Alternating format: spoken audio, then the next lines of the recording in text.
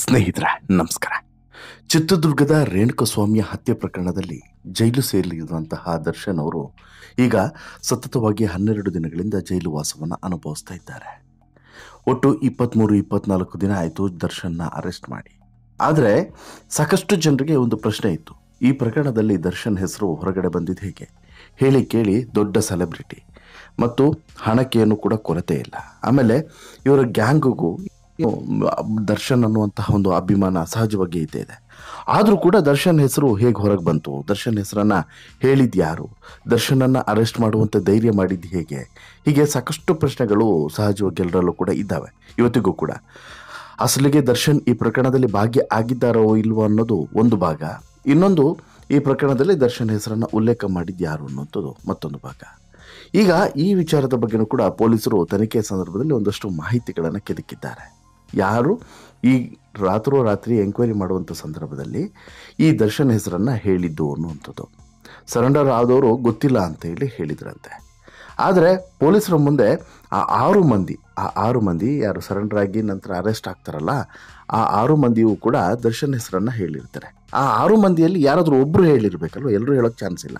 ಹಾಗಾದರೆ ಆ ಮಹಾನುಭಾವ ಯಾರು ಅನ್ನೋದು ಈಗಿರುವಂಥ ಕುತೂಹಲ. ಆ ಕುತೂಹಲವನ್ನು ತಣಿಸುವಂಥ ಕೆಲಸವನ್ನು ನಾನು ಇವತ್ತು ಮಾಡ್ತೀನಿ. ಜೊತೆಗೆ ಪೊಲೀಸರು ಬಾಯ್ಬಿಡಿಸುವಂಥ ಪ್ರಕ್ರಿಯೆ ಹೇಗೆ ನಡೆಸಿದ್ರು ಅನ್ನುವಂಥ ವಿಚಾರವನ್ನು ಕೂಡ ಹೇಳ್ತಾ ಹೋಗ್ತೀನಿ. ಅದಕ್ಕಿಂತ ಮುಂಚೆ ನೀವಿನ್ನೂ ಕೂಡ ನಮ್ಮ ಚಾನಲನ್ನು ಸಬ್ಸ್ಕ್ರೈಬ್ ಮಾಡಿಲ್ಲ ಅಂದರೆ ದಯವಿಟ್ಟು ಕೂಡಲೇ ಸಬ್ಸ್ಕ್ರೈಬ್ ಮಾಡಿ ಸ್ನೇಹಿತರೆ. ಮೊನ್ನೆ ದರ್ಶನನ್ನು ಅರೆಸ್ಟ್ ಮಾಡ್ತಾರಲ್ಲ, 24 ದಿನಗಳ ಹಿಂದೆ ದರ್ಶನನ್ನು ಅರೆಸ್ಟ್ ಮಾಡುವಂಥ ಸಂದರ್ಭದಲ್ಲಿ ಒಂದು ಸುದ್ದಿ ಬರುತ್ತೆ. ಬೆಳಿಗ್ಗೆ ಒಂದು 9-9:30 ಅಷ್ಟೊತ್ತಿಗೆ ಒಂದು ಸುದ್ದಿ ಬರುತ್ತೆ, ಚಾಲೆಂಜಿಂಗ್ ಸ್ಟಾರ್ ದರ್ಶನ್ ಅರೆಸ್ಟ್ ಅಂಥೇಳಿ. ಅದಕ್ಕಿಂತ ಮುಂಚೆನೂ ಕೂಡ ಜಸ್ಟ್ ನಟ ಅರೆಸ್ಟ್ ಅಂತೇಳಿ ಹಾಕ್ತಾರೆ. ಯಾವಾಗ? ಜೂನ್ 11ನೇ ತಾರೀಕು ಆಗುವಂಥ ಘಟನೆ ಇದು. ಜೂನ್ 11ನೇ ತಾರೀಕು ಇಂಥದ್ದೊಂದು ಬ್ರೇಕಿಂಗ್ ನ್ಯೂಸನ್ನು ನೋಡಿದಾಗ ಎಲ್ರಿಗೂ ಕೂಡ ಶಾಕ್ ಆಗುತ್ತೆ. ನಟ ದರ್ಶನ್ ಅರೆಸ್ಟು ಅಂತ ಹೇಳಿ. ಯಾವ ನಟ? ಚಾಲೆಂಜಿಂಗ್ ಸ್ಟಾರ್ ಡಿ ಬಾಸ್ ದರ್ಶನ ಅಥವಾ ಬೇರೆ ಯಾವುದಾದ್ರೂ ನಟನ ಅನ್ನುವಂಥದ್ದು ಸಹಜವಾಗಿ ಎಲ್ರಿಗೂ ಕೂಡ ಇದ್ದಂಥ ಪ್ರಶ್ನೆ. ಕಾರಣ ಏನು ಅಂತ ಹೇಳಿದ್ರೆ, ದರ್ಶನ್ ಈ ರೀತಿಯಾದಂಥ ಪ್ರಕರಣಗಳಲ್ಲಿ ಭಾಗಿಯಾಗ್ತಾರೆ, ಅದರಲ್ಲೂ ಕೂಡ ಒಂದು ಕೊಲೆ ಪ್ರಕರಣದಲ್ಲಿ ಭಾಗಿಯಾಗಿ ಅರೆಸ್ಟ್ ಆಗ್ತಾರೆ ಅಂತ ಹೇಳಿ ಯಾರೂ ಕೂಡ ನಂಬೋಕ್ಕೆ ಸಿದ್ಧವಿರಲಿಲ್ಲ. ಹೀಗಾಗಿ ಎಲ್ಲರೂ ಕೂಡ ಚಿತ್ರರಂಗದ ಕಲಾವಿದರಿಂದ ಹಿಡಿದು ಹೊರಗಡೆ ಅವರ ಅಭಿಮಾನಿಗಳಿಂದ ಹಿಡಿದು ಪ್ರತಿಯೊಬ್ಬರು ಕೂಡ, ಸಾಮಾನ್ಯ ಜನರು ಕೂಡ, ಅಂದರೆ ಈ ಸಿನಿಮಾ ಬಗ್ಗೆ ಇಂಟ್ರೆಸ್ಟ್ ಇಲ್ಲದೇ ಇರೋರು ಅಥವಾ ಸಿನಿಮಾ ರಂಗದ ಬಗ್ಗೆ ಹೆಚ್ಚು ಆಸಕ್ತಿಯನ್ನು ಹೊಂದದೇ ಇರೋರು ಯಾರೇ ಆಗಿರ್ಬೋದು, ಒಬ್ಬ ಸಾಮಾನ್ಯ ಜನರಿಂದ ಹಿಡಿದು, ಅಂದರೆ ಒಬ್ಬ ಹುಡುಗನಿಂದ ಹಿಡಿದು ಹಿರಿಯ ಮುದುಕನವರೆಗೆ ಎಲ್ರಿಗೂ ಕೂಡ ಶಾಕ್ ಆಗಿತ್ತು, ಸರ್ಪ್ರೈಸ್ ಆಗಿತ್ತು. ಏನಿದು? ಯಾವ ದರ್ಶನ್ ಅರೆಸ್ಟು? ಏನು ಕಾರಣ? ಹೀಗೆ ಸಾಕಷ್ಟು ಪ್ರಶ್ನೆಗಳು ಎಲ್ಲರ ತಲೆಯಲ್ಲೂ ಕೂಡ ಓಡ್ತಾ ಇತ್ತು. ಬಟ್ ಅದು ಚಾಲೆಂಜಿಂಗ್ ಸ್ಟಾರ್ ದರ್ಶನ್ನೇ ಅಂತೇಳಿ ಗೊತ್ತಾದ ತಕ್ಷಣ ಎಲ್ಲರೂ ಕೂಡ ಒಂದ್ಸಲ ದಿಗ್ಭ್ರಮೆಗೊಂಡಿದ್ರು. ಏನಾಯಿತು ಅಂತೇಳಿ ಶಾಕ್ನಿಂದ ಎಲ್ಲರೂ ಕೂಡ ನೋಡ್ತಾ ಇದ್ರು. ಹೌದು, ಚಿತ್ರದುರ್ಗದ ರೇಣುಕಸ್ವಾಮಿಯನ್ನು ಹತ್ಯೆ ಮಾಡಿದಂಥ ಪ್ರಕರಣಕ್ಕೆ ಸಂಬಂಧಪಟ್ಟಂತೆ ದರ್ಶನನ್ನು ಅರೆಸ್ಟ್ ಮಾಡ್ತಾರೆ. ಅರೆಸ್ಟ್ ಮಾಡಿದ ಬಳಿಕ ಆತನನ್ನು ಮೈಸೂರಿನಿಂದ ಬೆಂಗಳೂರಿಗೆ ಇಲ್ಲಿ ವಿಚಾರಣೆಯನ್ನು ನಡೆಸಿ ನಂತರ ವಶಕ್ಕೆ ಪಡೆದು ನಂತರ ಕೋರ್ಟ್ ಮುಂದೆ ಕೂಡ, ಅಂದರೆ ನ್ಯಾಯಾಧೀಶರ ಮುಂದೆ ಕೂಡ ಹಾಜರುಪಡಿಸಿ ಕಸ್ಟಡಿಗೆ ಪಡೆದು ಎಂಕ್ವೈರಿಯನ್ನು ಶುರು ಮಾಡ್ತಾರೆ. ಎಲ್ಲದೂ ಕೂಡ ಸರಿ, ಇವೆಲ್ಲದೂ ಕೂಡ ಒಂದು ಭಾಗದಲ್ಲಿ ನಡೀತಾ ಇದೆ ಇವತ್ತಿಗೂ ಕೂಡ. ಈಗ ಜೈಲು ಸೇರಿದ್ದಾರೆ. ಪೊಲೀಸರು ತಮ್ಮ ತನಿಖೆಯನ್ನು ಮುಂದುವರಿಸಿದ್ದಾರೆ, ಚಾರ್ಜ್ ಶೀಟ್ ಪ್ರಿಪ್ರೇಷನನ್ನು ಮಾಡುತ್ತಿದ್ದಾರೆ. ಇದು ಒಂದು ಭಾಗ. ಎರಡನೇ ಭಾಗ, ಹಾಗಾದರೆ ರೇಣುಕಸ್ವಾಮಿ ಹತ್ಯೆ ಪ್ರಕರಣದಲ್ಲಿ ದರ್ಶನ್ ಹೆಸರು ಬಂದಿದ್ದು ಹೇಗೆ? ದರ್ಶನ್ ಹೆಸರನ್ನು ಹೇಳಿದ್ಯಾರು ಅನ್ನೋದು ಪ್ರಮುಖವಾಗಿರುವಂಥ ಪ್ರಶ್ನೆ. ಹೌದು, ಅದನ್ನೇ ನೋಡ್ತಾ ಹೋಗೋಣ ಬನ್ನಿ. ರೇಣುಕಸ್ವಾಮಿ ಹತ್ಯೆ ಪ್ರಕರಣ ದಿನ ಕಳೆದಂತೆ ರಾಜ್ಯದಲ್ಲಿ ಭಾರಿ ಸದ್ದನ್ನೇ ಮಾಡ್ತಿದೆ. ಈ ಕೇಸಲ್ಲಿ 17 ಜನರೇನೋ ಜೈಲು ಸೇರಿದ್ದಾರೆ. ಆದರೆ ಈ ಕೇಸ್ನ ತನಿಖೆಯನ್ನು ಹಗಲು ರಾತ್ರಿ ಅನ್ನದೇ ಪೊಲೀಸರು ಮಾಡ್ತಾ ಇದ್ದಾರೆ. ಪೊಲೀಸರು ಇನ್ನೇನೋ ಚಾರ್ಜ್ ಶೀಟ್ ಸಲ್ಲಿಕೆಗೂ ಕೂಡ ಸಿದ್ಧತೆಯನ್ನು ಮಾಡಿಕೊಂಡಿದ್ದಾರೆ. ಇದರ ನಡುವೆಯೇ ದರ್ಶನ್ ಹೆಸರು ಈ ಕೇಸಲ್ಲಿ ಹೊರಬಂದಿದ್ದು ಹೇಗೆ ಅನ್ನುವಂತಹ ರೋಚಕ ಮಾಹಿತಿ ಈಗ ಬಹಿರಂಗ ಆಗಿದೆ. ಹೌದು, ರೇಣುಕಸ್ವಾಮಿ ಕೊಲೆ ಪ್ರಕರಣದಲ್ಲಿ ದರ್ಶನ್ ಹೆಸರು ಹೊರಬಂದಿದೆ ಒಂದು ರೋಚಕ. ಈ ಕೇಸ್ನಲ್ಲಿ ಮಾಸ್ಟರ್ ಮೈಂಡೇ ದರ್ಶನ್ ಅನ್ನುವಂತಹ ಮಾಹಿತಿ ಸಿಗ್ತಾ ಇದೆ. ಈ ಡೈರೆಕ್ಟರ್ ಸೃಷ್ಟಿಸಿದ್ದಂತಹ ಪಾತ್ರಗಳೇ ಇವರಿಗೆ ಮುಳುವಾಯಿತು ಅನ್ನೋದು ಇಲ್ಲಿ ಗೊತ್ತಾಗ್ತಿದೆ. ಇದರಿಂದ ದರ್ಶನ್ ಜೈಲಿಗೂ ಕೂಡ ಹೋಗುವಂಥ ಪರಿಸ್ಥಿತಿ ನಿರ್ಮಾಣ ಆಯಿತು ಅನ್ನೋದು ಕೂಡ ಹೊರಗಡೆ ಬಂದಿರುವಂಥ ಇನ್ಫಾರ್ಮೇಷನ್ಸ್. ಹೌದು, ಜೂನ್ 11ನೇ ತಾರೀಕಿಗೆ ಪೊಲೀಸರು ದರ್ಶನನ್ನು ಅರೆಸ್ಟ್ ಮಾಡ್ತಾರೆ. ಅರೆಸ್ಟ್ ಮಾಡುವಂಥ ಸಂದರ್ಭದಲ್ಲಿ ಯಾರಿಗೂ ಕೂಡ ಚಿಕ್ಕ ಕಲ್ಪನೆಯೂ ಕೂಡ ಇರಲಿಲ್ಲ ದರ್ಶನನ್ನು ಯಾಕೆ ಅರೆಸ್ಟ್ ಮಾಡ್ತಿದ್ದಾರೆ ಅಂತೇಳಿ.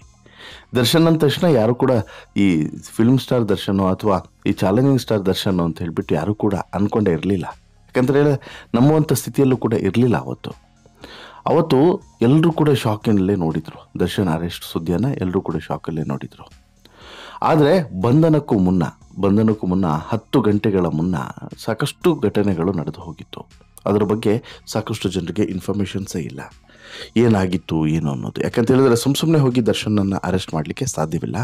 ಹೀಗಾಗಿ ಒಂದಷ್ಟು ಪ್ರಬಲ ಸಾಕ್ಷಿಗಳನ್ನು ಮತ್ತು ಪ್ರಬಲವಾದಂತಹ ಎವಿಡೆನ್ಸ್ಗಳನ್ನು ಇಟ್ಕೊಂಡು ಹೋಗಿ ದರ್ಶನನ್ನು ಅರೆಸ್ಟ್ ಮಾಡ್ತಾರೆ. ಇಲ್ಲಿ ಜೂನ್ 11ನೇ ತಾರೀಕು ದರ್ಶನ್ ಅರೆಸ್ಟ್ ಆಗೋದಕ್ಕಿಂತ ಮುನ್ನ 10 ಗಂಟೆಗಳ ಮುನ್ನ ದರ್ಶನ್ ಹೆಸರು ಈ ಪ್ರಕರಣದಲ್ಲಿ ಹೊರಗಡೆ ಬರುತ್ತೆ. ದರ್ಶನ್ ಹೆಸರು ಈ ಕೇಸಲ್ಲಿ ಹೊರಗಡೆ ಬಂದಿದ್ದು ಹೇಗೆ ಅಂತೇಳಿ ಕೇಳಿದ್ರೆ, ಅನಾಥ ಶವಕ್ಕೆ ನಾವೇ ಕಾರಣಕರ್ತರು ಅಂತ ಹೇಳಿ ಬಂದವರು ಮಾಡಿದಂತಹ ಮಹಾ ಎಡವಟ್ಟು. ಹಾಗಾದ್ರೆ ಅವ್ರು ಏನು ಮಾಡಿದ್ರು ಅದನ್ನೇ ಹೇಳ್ತಾ ಹೋಗ್ತೀನಿ ನೋಡಿ. ಈ ಹತ್ಯೆಯ ಮಾಸ್ಟರ್ ಮೈಂಡ್ ಹೆಸರು ಬಾಯಿ ಬಿಡಿಸೋದಕ್ಕೆ ಕಾಮಾಕ್ಷಿಪಾಳ್ಯ ಪೊಲೀಸರಿಗೆ ಬೇಕಾಗಿತ್ತು ಸರಿಸುಮಾರು 10 ಗಂಟೆ ಸಮಯ. ರೇಣುಕಸ್ವಾಮಿಯನ್ನ ಹಂತಕ ಪಡೆ ಕೊಲೆ ಮಾಡಿದ್ದು ಶನಿವಾರ, ಬಳಿಕ ಸೋಮವಾರ ಕೊಲೆ ಮಾಡಿದ್ದು ನಾವೇ ಅಂತ ಹೇಳ್ಬಿಟ್ಟು ಕಾರ್ತಿಕ್, ನಿಖಿಲ್, ಕೇಶವಮೂರ್ತಿ ಹಾಗೂ ರಾಘವೇಂದ್ರ ಸರೆಂಡರ್ ಆಗಿದ್ದಾರೆ. ಇದ್ಯಾಕೋ ವಿಚಿತ್ರ ಅನ್ನಿಸ್ತಿದೆ ಅಂತ ಹೇಳ್ಬಿಟ್ಟು ಸರೆಂಡರ್ ಆದವರಿಗೆ ಪೊಲೀಸರು ತಮ್ಮ ಭಾಷೆಯಲ್ಲಿ ಎಂಕ್ವೈರಿಯನ್ನ ಶುರು ಮಾಡ್ತಾರೆ. ಆಗ ಮಧ್ಯರಾತ್ರಿ 1 ಗಂಟೆ ಸುಮಾರು. ಆ ಸಂದರ್ಭದಲ್ಲಿ ಪ್ರದೂಷ್ ಹಾಗೂ ವಿನಯ್ ಹೆಸರನ್ನ ಮೊದಲಿಗೆ ಬಾಯ್ಬಿಡ್ತಾರೆ ಇದೇ 4 ಜನ. ನೆಕ್ಸ್ಟ್ ಸ್ಟೇಷನ್ಗೆ ಪ್ರದೂಷ್ ಮತ್ತು ವಿನಯ್ ಎಂಟ್ರಿ ಆಗುತ್ತೆ. ಮೊದಲಿಗೆ ಕಾರ್ತಿಕ್, ನಿಖಿಲ್, ಕೇಶವಮೂರ್ತಿ ಹಾಗೂ ರಾಘವೇಂದ್ರ ಯಾರು ಅಂತಾನೆ ಗೊತ್ತಿಲ್ಲ ಅನ್ನುವಂತಹ ಐನಾತಿಗಳು ಸೈಲೆಂಟ್ ಆಗಿ ಇರ್ತಾರೆ. ಇವರ ಬ್ಯಾಕ್ಗ್ರೌಂಡ್ ಕೂಡ ಹೇಳಿದ್ದಾರೆ. ಆಮೇಲೆ ಈ ಕೇಸು ಚಿಕ್ಕ ಕೇಸಲ್ಲ ಅಂತ ಹೇಳಿ ಪೊಲೀಸರಿಗೆ ಗೊತ್ತಾಗುತ್ತೆ. ವಿಚಾರಣೆ ತೀವ್ರಗೊಳಿಸ್ತಾ ಹೋಗ್ತಾರೆ. ಪ್ರಶ್ನೆಗಳ ಮೇಲೆ ಪ್ರಶ್ನೆಗಳನ್ನು ಕೇಳ್ತಾ ಹೋಗ್ತಾರೆ. ಎಲ್ಲೂ ದರ್ಶನ್ ಹೆಸರು ಬಾಯಿ ಬಿಡದ ಪ್ರದೂಷ್ ಮತ್ತು ವಿನಯ್ ಬೆಳಿಗ್ಗೆ ಆಗ್ತಿದ್ದಂತೆ ಪವಿತ್ರಗೌಡ ಹೆಸರನ್ನ ಹೇಳ್ತಾರೆ. ಪವಿತ್ರ ಮನೆಗೆ ಹೋಗಿ ವಿಚಾರಣೆ ನಡೆಸಿದಾಗ ದರ್ಶನ್ ಜೊತೆಗೆ ಪವಿತ್ರಗೌಡ ಲಿಂಕ್ ಪತ್ತೆಯಾಗುತ್ತೆ. ಚಾಟಿಂಗ್, ಕಾಲ್ ಡೀಟೇಲ್ಸ್ ಮೂಲಕ ಕೊಲೆ ಕೇಸ್ ಕನ್ಫರ್ಮ್ ಆಗುತ್ತೆ. ಕೂಡಲೇ ಕಮಿಷನರ್ಗೆ DCP ಗಿರೀಶ್ ವಿಷಯವನ್ನು ಮುಟ್ಟಿಸ್ತಾರೆ. ಪ್ರಕರಣದ ಗಂಭೀರ ಅರಿತಂತ ಕಮಿಷನರಿಂದ ದರ್ಶನ್ ಬಂಧನಕ್ಕೆ ಸೂಚನೆ ಸಿಗುತ್ತೆ. ಏನೇ ತಪ್ಪು ಮಾಡಿದ್ರೂ ಹೋಗಿ ಸರೆಂಡರ್ ಆಗಿಬಿಟ್ರೆ ಕೇಸ್ ಮುಚ್ಚೋಗುತ್ತೆ ಅಂತೇಳಿ ಅಂದ್ಕೊಂಡಿದ್ದಂಥ ದರ್ಶನ್ ಟೀಮ್ ರಾತ್ರಿ ತೋಡಿದಂಥ ಹಳ್ಳದಲ್ಲಿ ಬೆಳಿಗ್ಗೆ ಬಿದ್ದಂತಾಗಿದೆ. ಈಗ ಜೈಲು ಸೇರಿದೆ ಇಡೀ ಟೀಮ್. ಆದರೆ ರೇಣುಕಸ್ವಾಮಿಯನ್ನ ಹತ್ಯೆ ಮಾಡಿದವರು ಜೈಲಲ್ಲೇ ಕೊಳೆಯಲಿ ಅಂತ ಹೇಳ್ಬಿಟ್ಟು ಆತನ ಮನೆಯವರು ಹೇಳ್ತಾ ಇದ್ದಾರೆ. ಇತ್ತ ದರ್ಶನ್ ಅಭಿಮಾನಿಗಳು ಆದಷ್ಟು ಬೇಗ ದರ್ಶನ್ ಹೊರಗಡೆ ಬರಬೇಕು ಅಂತೇಳಿ ದೇವರಲ್ಲಿ ಪ್ರಾರ್ಥನೆಯನ್ನು ಮಾಡ್ತಿದ್ದಾರೆ. ಇಲ್ಲಿ ಗೊತ್ತಾಯ್ತಲ್ವಾ, ಸಿಂಪಲ್. ಮೊದಲಿಗೆ 4 ಜನರನ್ನ ಪೊಲೀಸರು ಅರೆಸ್ಟ್ ಮಾಡ್ತಾರೆ. ಆ 4 ಜನರನ್ನು ಕೂಡ ಅರೆಸ್ಟ್ ಮಾಡಿ ಡ್ರಿಲ್ಲನ್ನು ಶುರು ಮಾಡ್ತಾರೆ. ಅಂದರೆ ಬಾಯಿ ಬಿಡಿಸುವಂಥ ಪ್ರಕ್ರಿಯೆಯನ್ನು ಶುರು ಮಾಡ್ತಾರೆ. ಮೊದಲಿಗೆ ಒಳ್ಳೆ ರೀತಿಯಲ್ಲೇ ಕೇಳ್ತಾರೆ. ಒಳ್ಳೆ ರೀತಿಯಲ್ಲಿ ಕೇಳಿದಾಗ ಏನೂ ಕೂಡ ನಮಗೆ ಗೊತ್ತಿಲ್ಲ, ನಾವು ಯಾವುದು ಕೂಡ ಇಲ್ಲಿ ಯಾರು ಹೇಳಿದ್ದಾರೆ, ಏನು ಮಾಡಿದ್ದಾರೆ ಯಾವುದು ಕೂಡ ಗೊತ್ತಿಲ್ಲ, ನಮಗೆ ಮುಗಿಸಿ ಅನ್ನುವಂಥ ಆದೇಶ ಬಂತು, ಮುಗಿಸಿದ್ವಿ ಅಷ್ಟು ಬಿಟ್ಟರೆ ಬೇರೆ ಏನೂ ಕೂಡ ಇಲ್ಲ ಅನ್ನೋ ಮಾತನ್ನು ಈ ಮೊದಲಿಗೆ ಬಂಧನಕ್ಕೆ ಒಳಗಾದಂಥ 4 ಜನ ಆರೋಪಿಗಳು ಕೂಡ ಹೇಳ್ತಾರೆ. ಇವರು ಅಷ್ಟೂ ಜನರದ್ದು ಪಾತ್ರ ಇದೆ ಈ ಪ್ರಕರಣದಲ್ಲಿ ಅನ್ನೋದು ಪೊಲೀಸರಿಗೆ ಒಂದು ಅನುಮಾನ ಬರುತ್ತೆ. ಜೊತೆಗೆ ಇದು ಅಷ್ಟು ಈಸಿಯಾಗಿ ತೆಗೆದುಕೊಳ್ಬೇಕಾದಂಥ ಪ್ರಕರಣ ಅಲ್ಲ ಅನ್ನೋದು ಕೂಡ ಗೊತ್ತಾಗುತ್ತೆ. ಯಾಕೆ ಇವ್ರು ಬಂದು ಸರೆಂಡರ್ ಆಗ್ತಾರೆ ಅನ್ನೋದು ಪೊಲೀಸರ ಪ್ರಶ್ನೆ ಆಗುತ್ತೆ. ಅದಾದ ಬಳಿಕ ಯಾವಾಗ ಮತ್ತೆರಡು ಹೆಸರನ್ನು ಬಾಯ್ಬಿಟ್ರೋ ಆಗ ಸ್ವಲ್ಪ ಅನುಮಾನ ಹೆಚ್ಚಾಗ್ತಾ ಹೋಗುತ್ತೆ.